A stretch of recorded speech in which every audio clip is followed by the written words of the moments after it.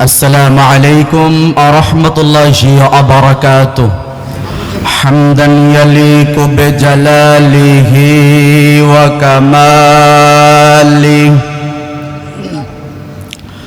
وكماله سبحانه وتعالى، له الحمد في الأولى والآخرة، وهو على كل شيء قدير. اللهم إنا نشهدك ونشهد ملائكتك وحملة عرشك وجميع خلقك إنك أنت الله لا إله إلا هو الأحد الفرد الصمد الذي لم يلد ولم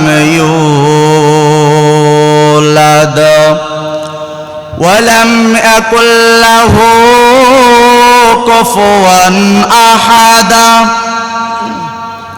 ونشهد أن سيدنا وسندنا وحبيبنا محمد صلى الله عليه وعلى آله وأصحابه وبارك وسلم، الذي أرسله بالحق بشيرا ونذيرا وداعيا إلى الله بإذنه سراجا وقمرا منيرا. فقد قال الله تعالى في كلامه المجيد وفي فرقانه الحميد.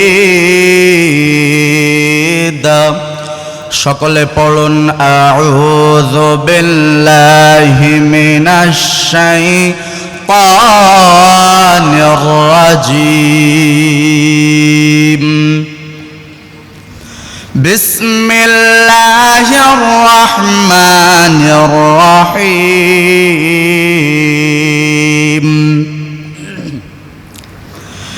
আল্লাযীনা ينفقون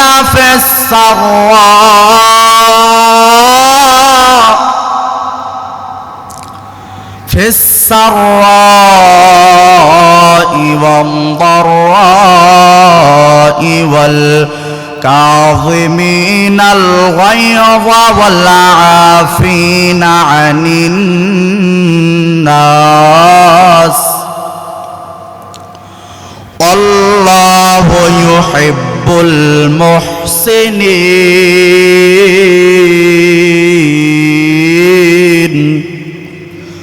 صدق الله المولانا العظيم وصدق رسوله النبي الأمي الكريم. إن الله وملائكته يصلون على النبي يا أيها الذين آمنوا صلوا عليه وسلموا تسليما. اللهم سيدنا مولانا محمد وعلى آل سيدنا حبيبنا محمد. আলহামদুলিল্লাহ, শুকরিয়া আদায় করে সেই মহান আল্লাহ পাক রব্বুল আলামিনের দরবারে যে আল্লাহ পাক রব্বুল আলামিন আমাদের দুনিয়ার কাছ থেকে ফারাক করে কোরআনুল কারীমের মাহফিলে এসে বসার তৌফিক দান করেছেন।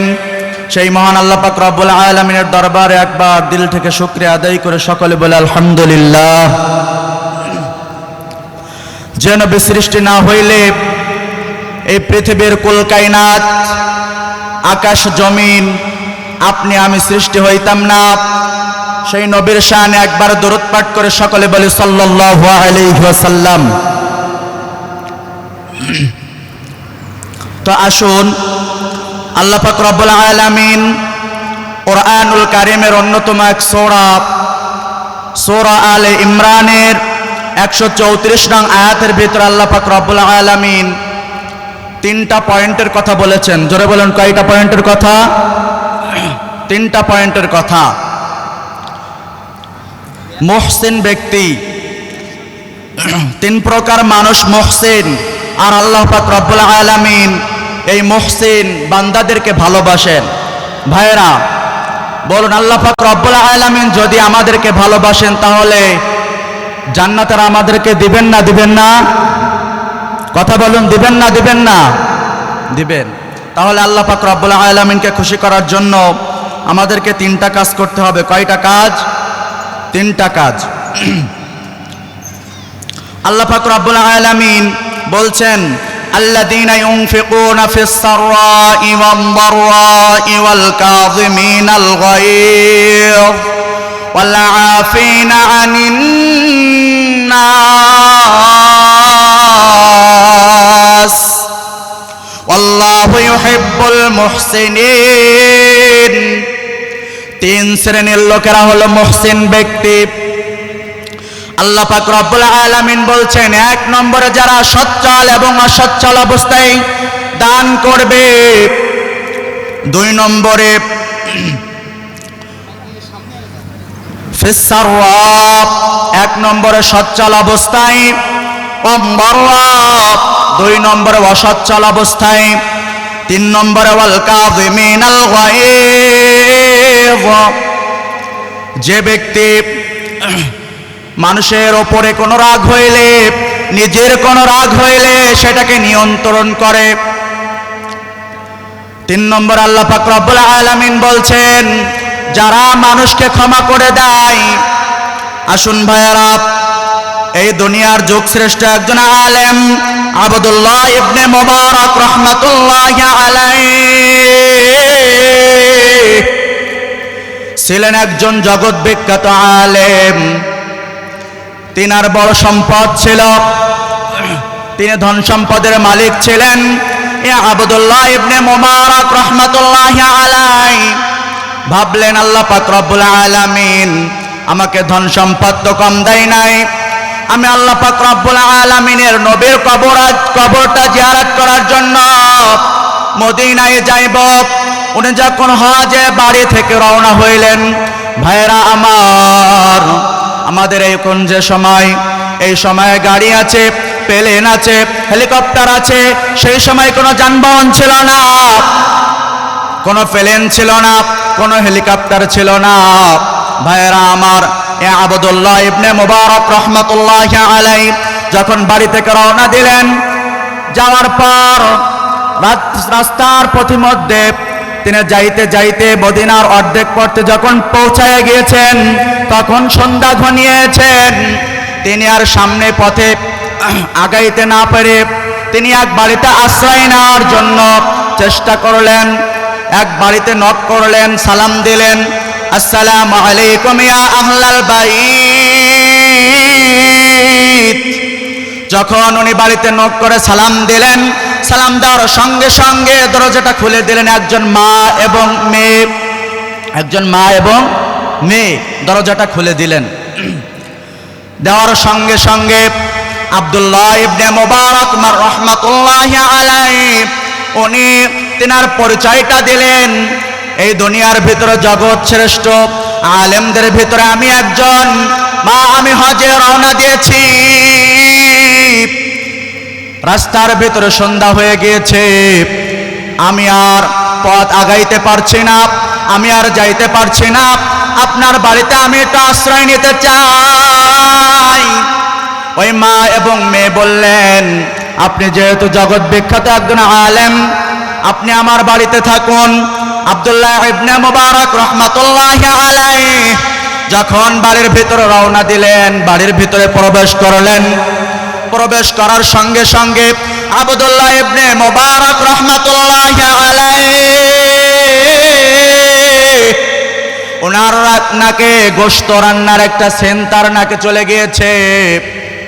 ও ভাইরা, আব্দুল্লাহ ইবনে মুবারক রাহমাতুল্লাহি আলাইহি নাকে যখন গোশতের সেন্ট চলে গিয়েছে, আব্দুল্লাহ ইবনে মুবারক রাহমাতুল্লাহি আলাইহি ভাবলেন, মনে হয় আজকের রাতটা ভালো মন্দ দিয়ে খাইতে পারবো, সুন্দর খানা পিনার ব্যবস্থা আছে। কিন্তু রাতের বেলায় যখন খাওয়ার সময় হয়ে গেল ভাইরা আমার, তখন ওই মা এবং মেয়ে আব্দুল্লাহ ইবনে মুবারক রাহমাতুল্লাহি আলাইহিকে একটা শুকনো রুটি এবং কয়েকটা খেজুর তিনাকে দিলেন। আল্লাহু আকবার। যখন দিলেন, বলুন তো ভাইরা, বাড়িতে যদি গোশত রান্না হয় আর আমাকে যদি শুকনা রুটি আর খেজুর দেওয়া হয়, আমি খুশি হব না বেজার হব? ভাইরা বলুন, খুশি হব না বেজার হব? অবশ্যই বেজার হব, তাই না? আব্দুল্লাহ ইবনে মুবারক রাহমাতুল্লাহি আলাইহি কোনো কিছু বললেন না। না বলার পরে উনি ভাবলেন, আমি যেহেতু রাজচাঁদের বাড়ি আশ্রয় নিয়েছি, যেহেতু এই বাড়িতে থাকব, তাহলে আমি সকালে গোশত দিয়ে খানাপিনা করে বাড়ি থেকে রওনা হব। ভাইরা আমার, যখন সকাল হয়ে গেল, আবার ওই মা এবং মেয়ে আব্দুল্লাহ ইবনে মুবারক রাহমাতুল্লাহি আলাইহিকে আবার একটা শুকনা রুটি এবং কয়েকটা খেজুর দিলেন। যখন দিলেন, আব্দুল্লাহ ইবনে মুবারক এবারও কিছু বললেন না। না বলার পরে খানাটা যখন শেষ করলেন, শেষ করার পরে আব্দুল্লাহ ইবনে মুবারক রাহমাতুল্লাহি আলাইহি বাড়ি থেকে যখন বাইর হয়ে যাবেন, হজের পথে পুনরায় যখন রওনা হয়ে যাবেন, তখন এই মাকে ডেকে বলছে, ওগো মা, আপনি আমাকে শুকনা রুটি দিয়েছেন, কোনো সমস্যা নাই, কিন্তু আপনি আমাকে শুকনা রুটি দিয়েছেন আর আপনার বাড়িতে গোশত রান্না হয়েছে মা, আমি একটু কষ্ট পেয়েছি, আমি একটু কষ্ট পেয়েছি। আব্দুল্লাহ ইবনে মুবারক রাহমাতুল্লাহি আলাইহি যখন এই কথা বললেন, ওই বৃদ্ধা মা বললেন, ওগো আল্লাহর ওলি, আপনি শোনেন, আজ 3টা দিন ধরে আমার বাড়িতে কোনো খানা পিনা নাই, আমার মেয়ে খোদার যন্ত্রণায়, আমার মেয়ে খোদার যন্ত্রণায় জঙ্গলে একটা মরা গাভী ফেলানো পেয়েছে, ওই গাভীর গোশত এনে সে রান্না করেছে, আর এই রান্নার সেন্ট আপনার নাকে গিয়েছে। আব্দুল্লাহ ইবনে মুবারক রাহমাতুল্লাহি আলাইহিকে যখন এই কথা বলতেছেন, ওই মা বললেন, ওগো আল্লাহর ওলি, আল্লাহর বান্দা, আপনি যেহেতু একজন জগৎ বিখ্যাত আল্লাহর ওলি, জগৎ বিখ্যাত আলেম, যোগ শ্রেষ্ঠ একজন আলেম, আপনাকে আমি জেনে শুনে কিভাবে এই মরা গাভীর গোশত আপনাকে খাইতে দেয়? আব্দুল্লাহ ইবনে মুবারক রাহমাতুল্লাহি আলাইহি চোখ দিয়ে পানি ছেড়ে দিয়েছেন। ভাইরা বসে পড়ুন, বসে পড়ুন, জায়গা হয়েছে, বসে পড়ুন, সকলে বসে পড়ি। ভাইরা আমার, আব্দুল্লাহ ইবনে মুবারক রাহমাতুল্লাহি আলাইহি ওই মায়ের মুখ থেকে যখন এই কথা শুনলেন, শোনার পরে আব্দুল্লাহ ইবনে মুবারক এই আয়াতের দিকে লক্ষ্য করলেন। সূরা আলে ইমরানের 134 নং আয়াতের দিকে লক্ষ্য করলেন, আল্লাযীনা ইউনফিকুনা ফিস সাররা, যারা সচ্ছল অবস্থায় আল্লাহর কাছে দান করে, আল্লাহর রাস্তায় দান করে, আমার আল্লাহ পাক রব্বুল আলামিন সেই বান্দার উপরে খুশি হয়ে যান। সুবহানাল্লাহ। তাহলে ভাইরা, সচ্ছল অবস্থায় দান করলে কে খুশি হয়ে যায়? আল্লাহ খুশি হয়ে যায়। আব্দুল্লাহ ইবনে মুবারক রাহমাতুল্লাহি আলাইহি ভাবলেন, আল্লাযীনা ইউনফিকুনা ফিস সাররা, আল্লাহ যেহেতু বলেছেন সচ্ছল অবস্থায় যা দান করবে, আমি আল্লাহ পাক রব্বুল আলামিন ওই বান্দাকে ভালোবাসি, আর আমার আল্লাহ পাক রব্বুল আলামিন যাকে ভালোবাসবেন সেই বান্দার আর কোনো চিন্তা থাকবে না, কোনো টেনশন থাকবে না, সেই বান্দাকে আমার আল্লাহ পাক রব্বুল আলামিন জান্নাত দান করবেন। সুবহানাল্লাহ। আল্লাহ পাক রব্বুল আলামিন বলছেন, যারা সচ্ছল অবস্থায় এবং অসচ্ছল অবস্থায় দান করবে তারা মুহসিন ব্যক্তি হয়ে যাবে। এই আয়াতের আলোকে তারা মুহসিন ব্যক্তি হয়ে যাবে। ভাইরা আমার, বুঝে থাকলে বলুন। আব্দুল্লাহ ইবনে মুবারক রাহমাতুল্লাহি আলাইহি, উনি ধন সম্পদের মালিক, ওনার অনেক ধন সম্পদ আছে। উনি যখন এই আয়াতের দিকে লক্ষ্য করলেন, আয়াতের দিকে লক্ষ্য করলে বললেন, আমি যেহেতু একজন ধন সম্পদওয়ালা লোক ব্যক্তি, জগৎ বিখ্যাত আলেম, তাহলে আমি আর হজ করব না। যেহেতু আমার কাছে ধন সম্পদ আছে, এই বাড়িতে যেহেতু মা মেয়ে না খেয়ে আছে, আমি আর হজ করব না। আমার এই হজের টাকায় মা মেয়েকে আমি দান করব। আব্দুল্লাহ ইবনে মুবারক রাহমাতুল্লাহি আলাইহি আর কোনো কথা না ভেবে এই আয়াতের দিকে লক্ষ্য করে ওনার এই যে থলের ভেতরে, ওনার ব্যাগের ভেতরে যত সম্পদ নিয়েছিলেন উনি হজে যাওয়ার জন্য, সেই ধন সম্পদগুলো ওই মা মেয়ে গরিব লোকদেরকে বিলাই দিলেন। ভাইরা আমার, তাহলে সচ্ছল অবস্থায় যদি দান করা হয়, কে খুশি হয়ে যায়? কথা বলুন, কে খুশি হয়ে যায়? আব্দুল্লাহ ইবনে মুবারক সচ্ছল অবস্থায় দান করেছিলেন। উনি যখন দান করে বাড়ি থেকে ফিরে গেলেন, ভাইরা আমার, উনি রাত্রে বেলায় যখন ঘুমিয়েছেন, স্বপ্নের ভিতরে শুনতে পাইলেন, ওগো আব্দুল্লাহ ইবনে মুবারক, তুমি সচ্ছল অবস্থায় দান করেছ, আমার আল্লাহ পাক রব্বুল আলামিন তোমার উপরে এমন ভাবে খুশি হয়েছে, ওগো আব্দুল্লাহ, এইবার হজে যে যারা হজ করেছে, এই হজের তালিকায় তোমার নাম 1 নম্বরে আমার আল্লাহ পাক রব্বুল আলামিন কবুল করে নিয়েছেন। সুবহানাল্লাহ। তাহলে ভাইরা, সচ্ছল অবস্থায় দান করলে খুশি হন কে? আল্লাহ। তাহলে আমাদের সচ্ছল অবস্থায় দান করার দরকার আছে না নাই? আছে। এবার আসুন, আল্লাহর নবীর একজন সাহাবী হযরত আবু তালহা রাদিয়াল্লাহু তাআলা আনহু, উনি ছিলেন একজন অসচ্ছল ব্যক্তি, গরিব ব্যক্তি। এই আব্দুল্লাহ, এই হযরত তালহা রাদিয়াল্লাহু তাআলা আনহু, ওনার বাসাতে 3-4 দিন ধরে খাবার নাই। বিবি বলছেন, বাড়িতে সন্তানরা 3-4 দিন ধরে না খেয়ে রয়েছেন। ওগো প্রাণের স্বামী, আজকে যদি আপনি খাবার না নিয়ে আসেন, আপনার বাচ্চাগুলো না খেয়ে মারা যাবে। আমরা আর বাঁচতে পারবো না, খেদার যন্ত্রণা আর সহ্য করতে পারি না। একথা বলার সঙ্গে সঙ্গে হযরত তালহা রাদিয়াল্লাহু তাআলা আনহুর স্ত্রী তালহা রাদিয়াল্লাহু তাআলা আনহুর কাছে সঙ্গে সঙ্গে একটা ব্যাগ ধরিয়ে দিলেন। বলেন, আপনি বাজারে সদাই করে কিছু তরকারিপাতি কিনে নিয়ে আসেন, বাজারে থেকে কিছু সদাই করে নিয়ে আসেন। আপনি যদি আজকে কিছু সদাই না করে নিয়ে আসেন, তাহলে বাচ্চাগুলো আর বাঁচবে না, বাচ্চাগুলো না খেয়ে মারা যাবে। হযরত তালহা রাদিয়াল্লাহু তাআলা আনহু বিবির কথা শুনে বাড়ি থেকে রওনা হলেন।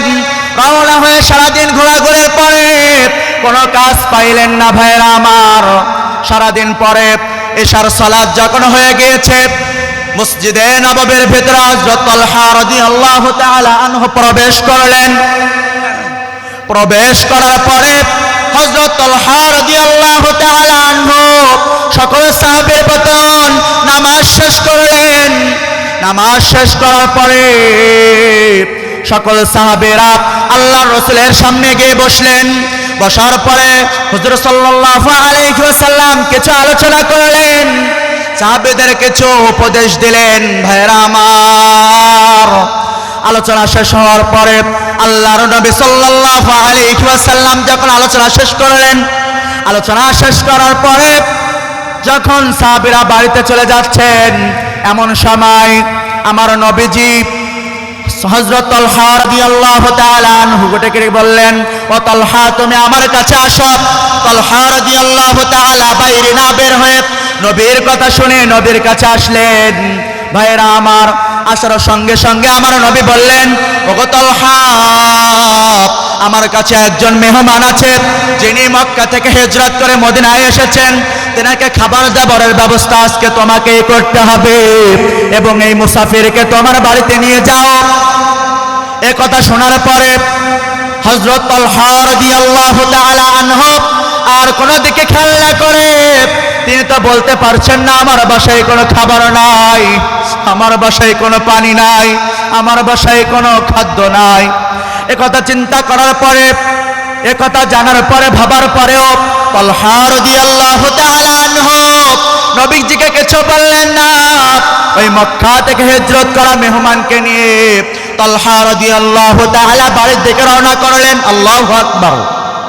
যখন রওনা দিলেন, রওনা দেওয়ার সঙ্গে সঙ্গে হযরত তালহা রাদিয়াল্লাহু তাআলা আনহু বাড়িতে সালাম দিলেন, আসসালামু আলাইকুম আহলাল বাইত।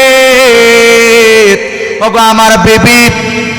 যখন তালহা রাদিয়াল্লাহু তাআলা আনহু বাড়িতে সালাম দিয়েছেন, এমন ভঙ্গিতে তালহা রাদিয়াল্লাহু তাআলা আনহু সালাম দিয়েছেন, ওনার বিবি বুঝতে পেরেছেন এমন অসহায় অবস্থায় আমার স্বামী মনে হয় কোনো মেহমান বাড়িতে হাজির করেছেন। আল্লাহু আকবার।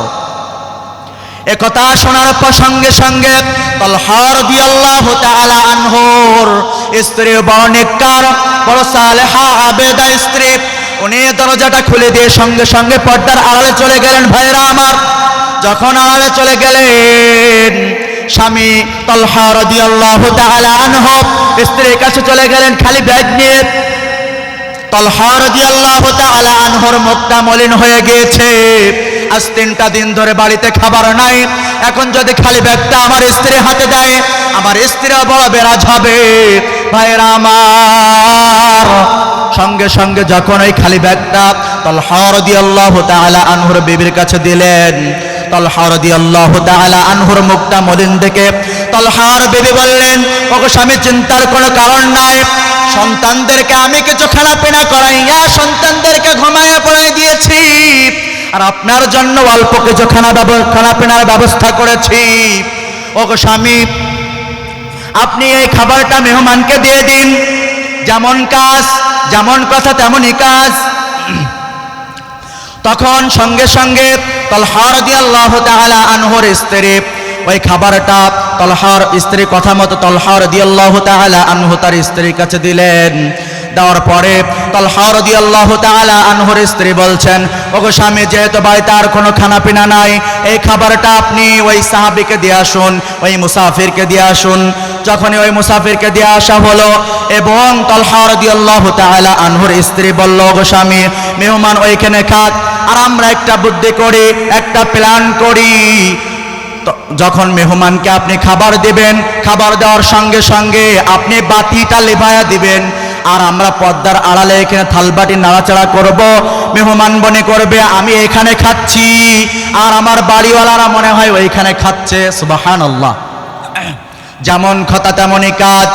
ওরা তখন থালবাটি নাড়াচাড়া করছে। এই থালবাটির আলোচনা শুনে, নাড়াচাড়া শুনে, শব্দ শুনে মেহমান মনে করছেন আমি এখানে খাচ্ছি, আর বাড়িওয়ালারা মনে হয় ওইখানে খাচ্ছে। ভাইরা আমার, এবার ফজরে আজান হয়ে গেল, রাত পেরিয়ে গেল, ফজরে আজান হয়ে গেল। সঙ্গে সঙ্গে ওই মুসাফিরকে নিয়ে, মেহমানকে নিয়ে তালহা রাদিয়াল্লাহু তাআলা আনহু যখন মসজিদে নববীর ভিতরে গেলেন, ফজরের নামাজ শেষ হলো। নামাজ শেষে হযরত মুস্তাফা মুহাম্মদুর রাসূলুল্লাহ সাল্লাল্লাহু আলাইহি ওয়াসাল্লাম তালহা রাদিয়াল্লাহু তাআলা আনহুকে ডেকে বললেন, ওগো তালহা, তুমি কি এমন মেহমানদারি করেছ, কি এমন খানাপিনায় মেহমানকে খাওয়ায়েছ, কি এমন খাদ্য তুমি খাওয়ায়েছ? ওগো তালহা, তালহা রাদিয়াল্লাহু তাআলা আনহুকে আল্লাহর নবী যখন ডাকলেন, তালহা বলে করলেন, ওই মেহমান মনে হয় আমার খানাপিনাতে কষ্ট পেয়েছে, খানাপিনাতে মন ভরে নাই, আমার মনে হয় নবীজিকে মেহমান কিছু বলেছেন। সঙ্গে সঙ্গে যখন তালহাকে ডাক দিয়েছেন আল্লাহর নবী, তালহা রাদিয়াল্লাহু তাআলা আনহু নবীজির কাছে চলে গেলেন। নবীর কাছে যাওয়ার পরে নবীজি বললেন, ওগো তালহা, তুমি এমন মেহমান করেছ, আল্লাহ পাক রব্বুল আলামিন তোমার এই মেহমানদারিতে কবুল করে নিয়েছেন, তোমার এই মেহমানদারিতে আল্লাহ পাক রব্বুল আলামিন খুশি হয়ে গিয়েছেন। সুবহানাল্লাহ। তাহলে ভাইরা, যে কথাগুলো শুনলাম, সচ্ছল অবস্থায় এবং অসচ্ছল অবস্থায় আমরা সকলে দান করার চেষ্টা করবো ইনশাআল্লাহ। আখির দাওয়ানা আলহামদুলিল্লাহি রাব্বিল আলামিন। আসসালামু আলাইকুম ওয়া রাহমাতুল্লাহ।